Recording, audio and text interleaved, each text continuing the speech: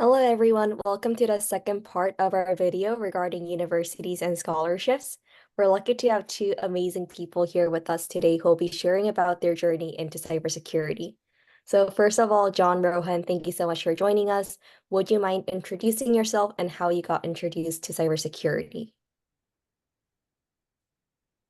I'll go first. Thanks, Jiin, for having us. Yeah, my name is John. I'm a current master's student here at Carnegie Mellon. I'm studying information security.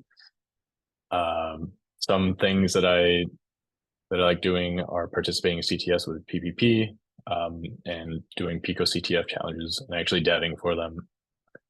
And I got into security because I like to prank my sisters, and that was my the first thing I did. So. Cool. And then, hi, my name's Rohan. I am a current master's student also at Carnegie Mellon. And I got into cybersecurity because I was wandering around a building when I was an undergrad, and I accidentally stumbled across a cybersecurity club meet. And they were talking about red teaming and how hacking is not just something you see in the movies and how it's real. And I was very interested, and I've been hooked since. Those are really fun reasons into why you got into cybersecurity. And I guess I'm wondering, looking back, are there any interests or experiences that helped you when you were getting into the cybersecurity field, either directly or indirectly? Yeah. So my first, besides like pranking my sisters, I think I actually formalized my skills learning how to program. I did like pre-AP and AP computer science, which was in Java.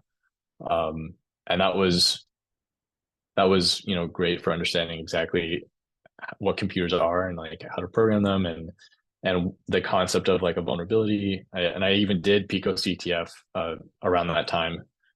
Other things, I played a lot of video games as a kid. I wanted to specifically mention Minecraft. I remember trying to set up servers and do mods and stuff with my friends in Minecraft, and yeah, that was pretty useful, I think. And then just more broadly, I think my most useful asset was my curiosity and my interest in how things worked. I would like to break things, put them back together, or at least attempt to put them back together. Um, yeah, I'd say that's my answer. Yeah. I was kind of in a similar boat. So for me, I had a family friend who taught coding classes to other people. And so I would sit in and I'd join. And so through that, I learned Scratch, Python, Java, sort of coding just before high school. And I ended up going on to sort of teach them how to code. And kind of like John mentioned, I also adjacently played a lot of Minecraft, and I actually helped teach in terms of coding, uh, how Minecraft worked on the back end and how everything paralleled over and how it was written in Java, and sort of giving examples from that. And I also enjoyed doing math as well in high school. And in the first part of our workshop, we talked about universities. And I was kind of wondering if I could get your reason behind how you chose your undergraduate universities and how you decided on what to major in and study. Yeah. So I was pretty set on doing computer science in high school. After doing AP Comp Sci and just exploring computer science in general on my own. One thing I did a lot of was something called like generative art or creative programming, where it was pretty much just like pure graphics programming, and you would make little animations or you would make things. It was fun, and you could do all kinds of stuff. And because of my interest in video games, it was fun to try and build these primitive games myself. So I did my undergraduate at University of London in the UK. I'd finished high school there, so that was partially why I was comfortable, going to that university. Um, but I'd say like the major reasons I went there included the fact that the degree program was only 3 years instead of four. And per term, or let's say like per year, it was significantly cheaper than the US. And then more specifically to that university, they just within the UK, they really stood out for security specifically, which is something that I wanted to get into. And for me, I coming out of high school or in my final year of high school, I applied to a bunch of colleges like everybody else does, and I got into Texas A&M, which is where I ended up going, because they had a good computer science program, and it was really close to my family, and so I was comfortable going there. My family was comfortable with me going there, and so I majored in computer science, and honestly loved my time there. It was a lot of fun. Yeah, I love that. I was also a computer science major, and I feel like all of our experiences are pretty similar, but also different. I went to a liberal arts college, so it was really small. We were 1,800 students. And I think each grade, like which each year, we only had 20 to 30 computer science students. So we would have classes as small as 10 to 20 students. So I really loved that. But yeah, I think it's kind of cool seeing what led you to decide your undergrads. Yeah, I didn't fully answer the question actually. So like another thing I wanted to mention to what you were saying, Jiin, was like I did not have to take any classes besides computer science or security classes, Mm. which was a major reason why I decided to go there. And to be clear, like my undergrad was computer science with the information security track. Yeah, I think I was like I was the opposite. I loved my university because I got to take liberal arts classes. A lot of I took like religious studies, philosophy, and I loved doing that. And I guess the system is also different in that in the US you can kind of decide your major concentration later on versus in other countries. And I know you decide earlier on. So yeah, I think those are all good things to consider. So focusing on classes, I think students and teachers would really be interested in hearing about the different classes that you're taking this semester and have taken in the past. Could you kind of give a brief overview of the current classes and any past classes that you particularly enjoyed? Yeah, so Rohan and I are actually we have a lot of overlap.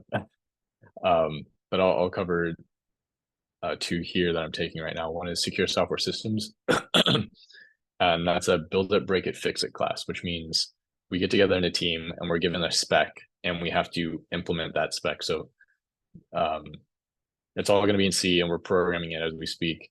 And once that phase is done, we then publish that code and our peers have to try and find vulnerabilities in it and exploit it. And that's how they get points and we actually lose points. And there's a whole thing there. And then the final phase is actually analyzing the vulnerabilities that our peers found and actually implementing fixes for them. So I think it's a really interesting class. It's very unique, and it feels closer to like a real world scenario. And so hopefully some of the skills we learn there will be able to transfer. The other class I want to mention is applied information assurance. That's a much lighter class, but it covers a lot of very broad topics within security. I think what I find interesting about it is the fact that we do get exposed to all these tools. And I think in the real world, if you're faced with an issue, and maybe I mean, yeah, specifically in security, there are just so many tools, and being aware of their existence can be really helpful. And then some past classes I wanted to mention that I liked. These were during my undergrad. One was computer network security. This was my first introduction to like software security, and specifically, I remember like exploiting my first buffer overflow, and that was just like mind blowing to me. So I really like that class. Another one was team project. That sounds generic, but the concept was we had to build a product end to end. Our advisors or I guess the TAs were supposed to represent like stakeholders. So we'd pitch an idea to them and they'd sign off on it. And then we had to go through an entire design process. And I learned how to work in a team. We learned how to use Agile. We learned, I believe, we had a team of 8 people and no one had experience in mobile application development, and our product literally was a mobile application. So we had to learn all these languages and concepts while we were actually implementing them, which I was really fun, and we all did really well. So I was really proud of that. And the last class I'll mention is my introduction to AI class. This was not a machine learning class necessarily. It was more like good old fashioned AI. And we used Prolog to build like expert systems, and the whole like idea of logic programming was really fun. And I really enjoyed that class. Yeah. So like John said, we are in very similar classes. So John mentioned this class Secure Software Systems, which was build it, break it, fix it. We're both involved in a semester-wide competition that we're able to get class credit for. And so that's the MITRE MF. And so that involves all the teams across the US can participate. We all get the same specifications that we have to build. And then we create a system that accomplishes that. And then we also helps. And so after we build that, we send it out to all the other schools. They send us their designs. Our goal is to break it, and their goal is to try to break ours. And we get points based on whether we break it, whether people can't break ours. And then obviously whoever gets the most points wins. But it teaches you so much about how to securely build a system and also how to work in a team, which I think is very cool. There's also a networking class that we have. And so that sort of teaches you how the internet actually works from a ground up level, which is very interesting, and how you can like firewall things off, how it looks like from a computer's point of view, and how you can actually analyze that with tool Shark, which is also very cool. And you wouldn't know it existed unless you actually went and looked specifically for it. And so some really cool classes that I also took in undergrad. I'm a big math person, and so I was able to take an intro to cryptography class. And so we actually got to work out how these crypto systems work and how we're able to, send secure data over the internet. So that lock icon you see in the web browser with HTTPS. So how all of that works, it's all very neat. And also something kind of out of left field, because I'm a very technical person, but I really enjoyed cyber law and policy. Just looking at how, from the legal perspective, all these cyber laws work. It just gives you a whole like well-rounded feel in terms of cybersecurity. And so I enjoyed taking all of those classes. Yeah, I definitely agree with that. I think one of my favorite classes as well was like cyber law and ethics, like studying domestic and international regulation in cyberspace. I thought that was super cool. I think another class I really enjoyed at Carnegie Mellon was cyber warfare. We studied conventional warfare and strategies and how cyber's kind of changing the way we conduct warfare and conflicts. And for our assignments, we wrote strategy papers, including one where we had to think of strategies for an imaginary North Korean attack. And this was taught by a retired Air Force officer. So I thought this was a really cool class. I guess you always think about cybersecurity like technical classes, but it's always nice to balance it with policy management, legal. I think there's just so much to cybersecurity that you can study about. So my next question is regarding hold on, I think I lost my sheet. Yeah, my next question is, outside of classes, how do you develop your skills in cybersecurity? Yeah, so my answer to this is within security, I think the most direct activity that I do that helps me is CTFs, so capture the flag competitions. I think that's a great way to expose yourself to a lot of security concepts in a mostly digestible format.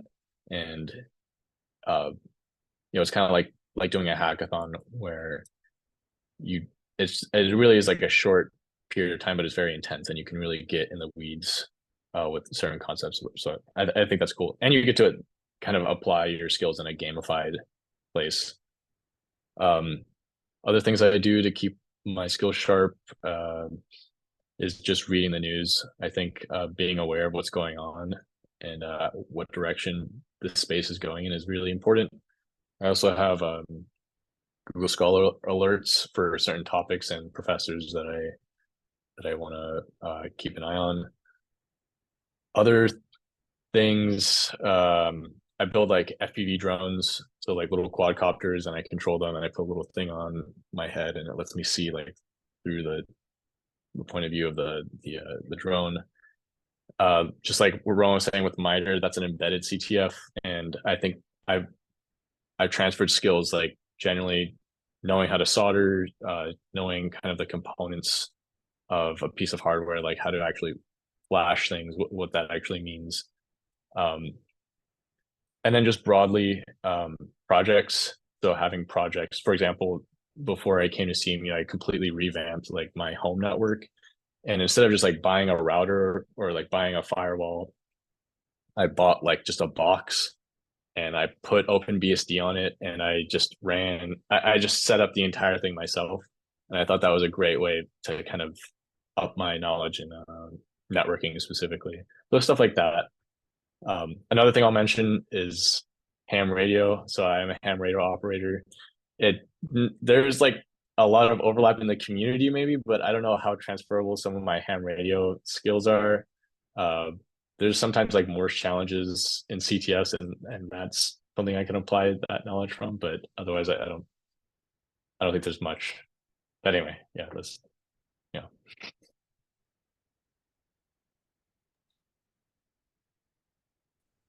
Yeah, so similar to John, I also do a lot of CTFs. Once I figured out, or once I joined my school cybersecurity club in undergrad, I played a CTF with them essentially every weekend.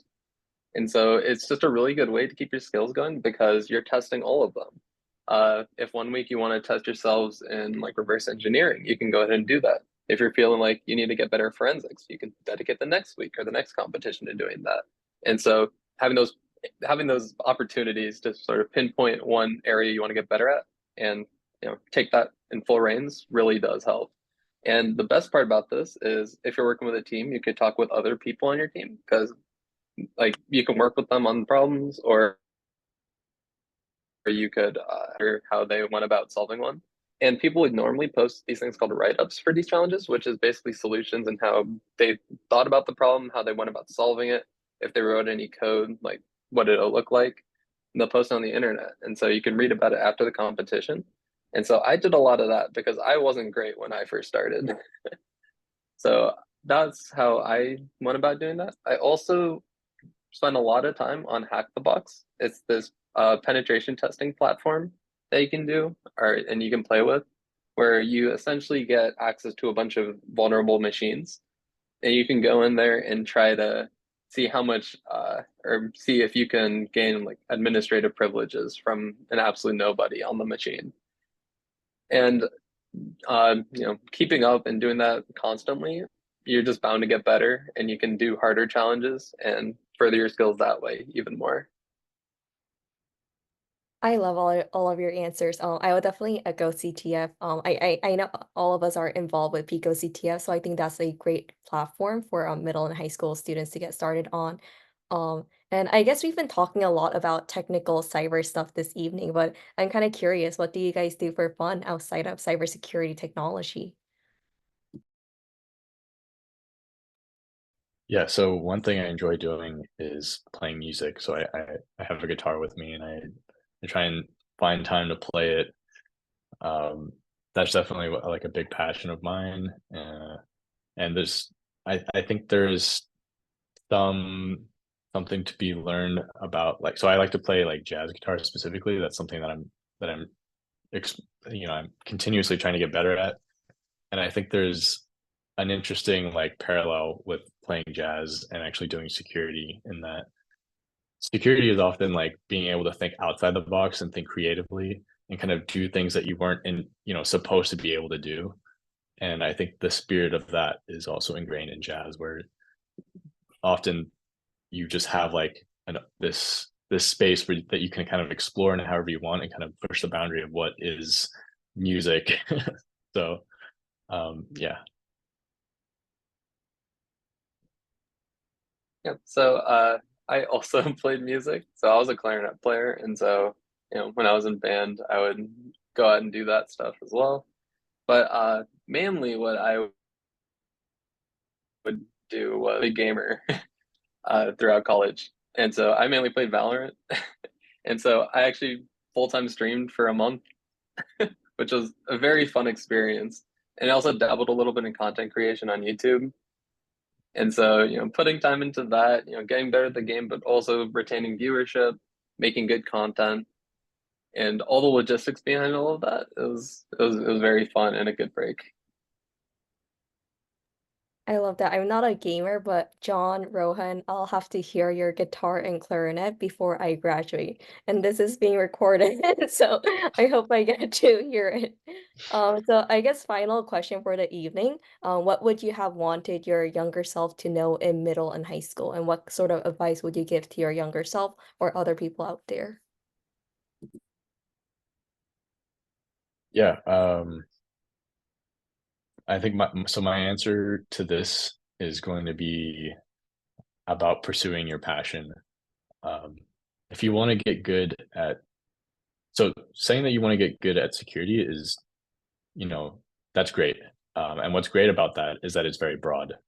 So there really are all kinds of things that you can explore. Even, security can exist outside of computer science too. Like you have physical security, or like lockpicking is something that you could pursue. And that's considered like, you know, a craft within security, at least in my opinion. And I think the number one thing you can do for yourself is to just do what you think is cool and what you're passionate about. If someone says, oh, you need to get good at programming to be a security professional, well, first of all, that's like debatable. But yeah, like say by and large, that's true. Like if you want to do software security, you should know how software is built. But I think if you're gonna let that kind of stop you from going in, like saying your real interest is in finding vulnerabilities, why don't you just go do that? I think passion and throwing yourself into the deep end is a great way to just like learn the things that you need to learn instead of like trying to be methodical about it.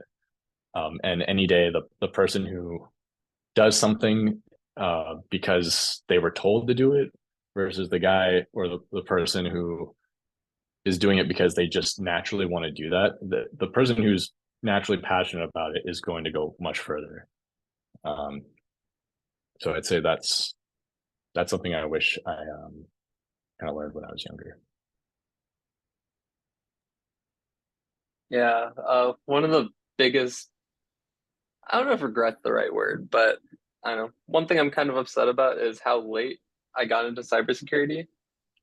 Like I discovered it during college, but there's so many opportunities in high school where, there's like Cyber Patriot, for example, or picoCTF, where, younger generations can also be exposed to cybersecurity at such a young age. And so if I had to tell myself one thing, it would be to not be afraid to branch out. Like going into high school, I knew I really liked coding and I really liked math and I liked playing the clarinet.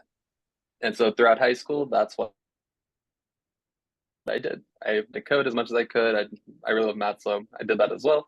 And band, I was a band kid, so that took up a lot of time, and I didn't really branch out outside of that.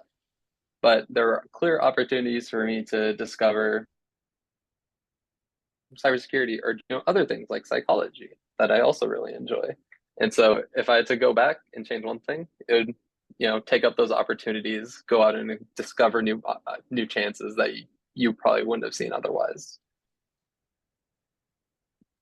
This was great. I feel like I'm inspired by your answers as well, and I feel like there's a reason why I asked you to be on the panel. So thank you again for taking the time out of your weekend and for joining me today.